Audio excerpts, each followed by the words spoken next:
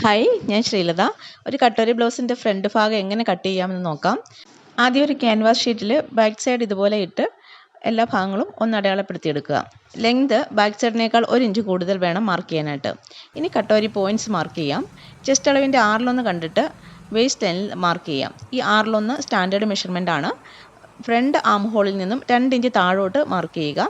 Front നെക്കിൻ്റെ ആ കോണിൽ നിന്നും മുകളിലേക്ക് 1 ഇഞ്ച് മാർക്ക് ചെയ്യുക. ഈ 3 പോയിൻറ്റും കൂടി കണക്ട് ചെയ്ത് വരയ്ക്കാം. ഇനി ലെഫ്റ്റ് സൈഡിൽ താഴെ നിന്നും മുകളിലേക്ക് 4 ഇഞ്ചും ഓപ്പോസിറ്റ് സൈഡിൽ 3.5 ഇഞ്ചും മാർക്ക് ചെയ്യുക. എന്നിട്ട് ഈ പോയിൻറ്റ്സ് രണ്ടും കൂടി ഒന്ന് കണക്ട് ചെയ്ത് ഒരു കർവായിട്ട് വരയ്ക്കുക. എന്നിട്ട് ഇതെല്ലാം നമുക്കൊന്ന് കട്ട് ചെയ്തെടുക്കാം. ഇനി ഈ ഭാഗം മാത്രം ഒരു ക്യാൻവാസ് പേപ്പറിൽ വെച്ചിട്ട് ആവശ്യത്തിന് മാർജിൻ കൊടുക്കാം. മുകളിൽ 1/2 ഇഞ്ചും താഴെ 1 ഇഞ്ചുമാണ് കൊടുക്കേണ്ടത്. പോയിൻറ്റ് നമുക്ക് മാർക്ക് ചെയ്യാം. അതിനുശേഷം ഈ പോയിന്റിൽ നിന്നും താഴേക്ക് 1.5 ഇഞ്ച് മാറ്റി മാർക്ക് ചെയ്യുക.